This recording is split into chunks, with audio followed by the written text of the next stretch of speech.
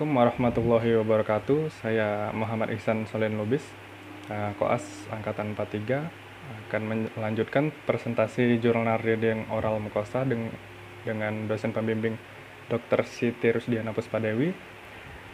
Saya akan melanjutkan penjelasan mengenai lesi vokal berpigmentasi. Yang pertama yaitu malignan melanoma. Etiologinya yaitu riwayat terpapar matahari khususnya di usia muda, immunosuppression, adanya multiple cutaneous nevi, riwayat keluarga melanoma, dan mutasi BRAF. Prevalensi dari malignan melanoma ini sering ditemukan pada usia 50 tahun ke atas. Dengan predileksi laki-laki, bisa terjadi di semua ras dan etnis. Tapi insidensi tertinggi dari penyakit tersebut atau lesi tersebut berada di Jepang. Gambaran klinis dari malignan melanoma ini sendiri paling umum itu berada di palatum keras dan gingiva maxilla. Jenis lesinya makula atau plak atau mass forming, berbatas jelas atau irregular, pigmentnya itu vokal atau diffuse ataupun amelanotik. Warnanya kecoklatan, biru ataupun hitam. Contoh lesinya itu seperti ini.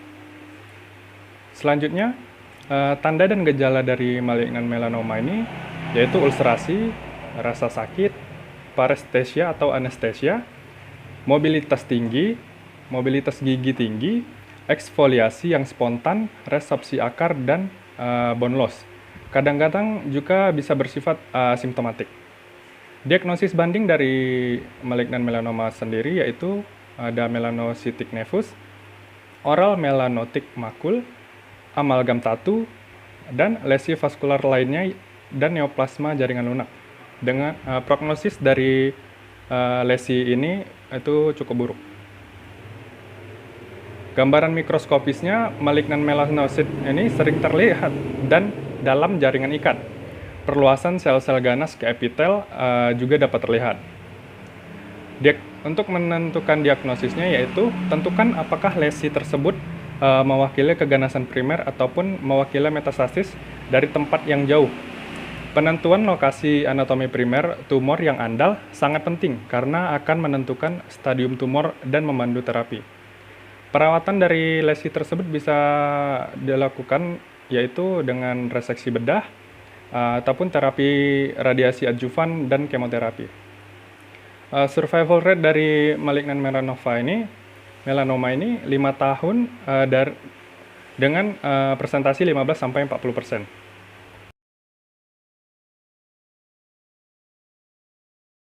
Selanjutnya, hypoadrenocorticism atau adrenal insufficiency dan Addison disease.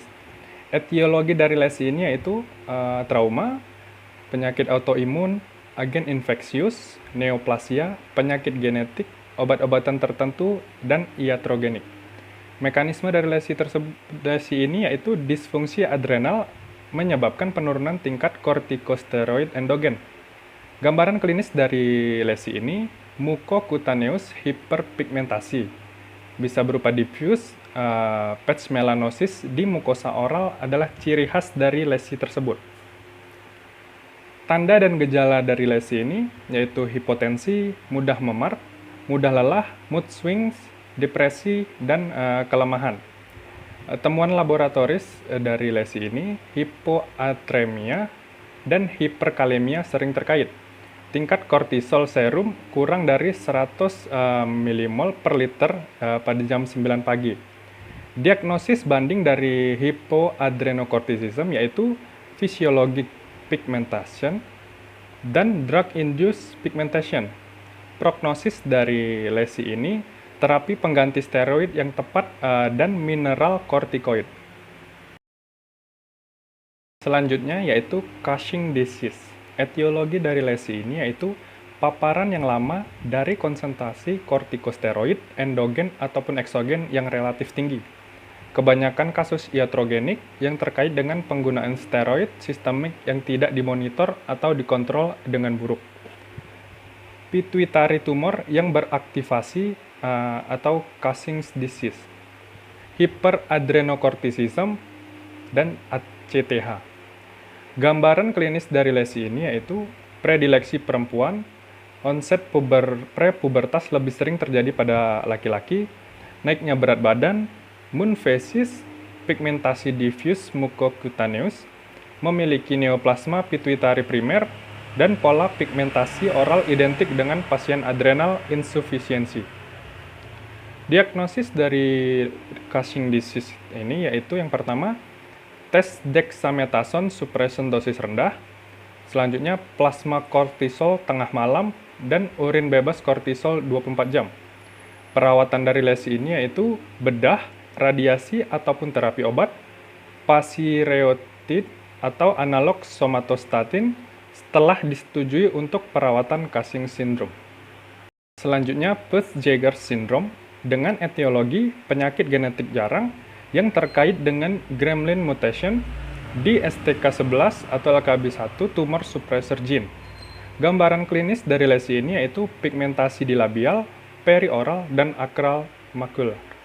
Pigmentasi makular biasanya menyerupai freckling gelap tanpa mengandalkan paparan sinar matahari untuk menambah atau mengurangi intensitas warna. Pigmentasi ini bisa terjadi di dalam mulut, tapi jarang terjadi. Perawatan dari Peutz-Jeghers syndrome ini, keluhan perdarahan rektal mungkin memerlukan rujukan ke ahli gastroenterologi untuk evaluasi. Terapi pada pasien ini diarahkan untuk meringankan komplikasi gastrointestinal dan pengawasan kanker.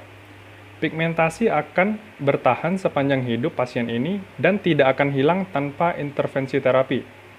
Terapi laser mungkin bermanfaat untuk mengurangi masalah estetika. Selanjutnya, Lozier-Hunziker pigmentation. Etiologi dari lesi ini idiopatik atau tanpa predileksi jenis kelamin.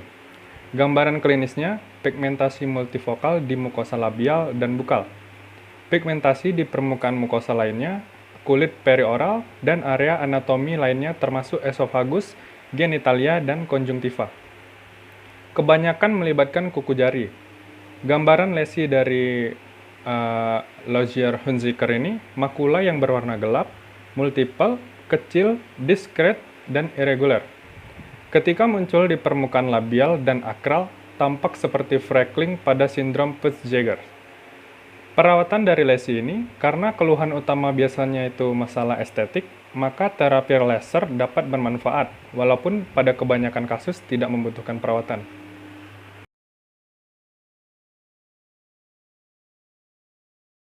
Jadi, ringkasan dari paper ini yaitu pigmentasi oral itu bisa berupa vokal, multivokal, ataupun difus.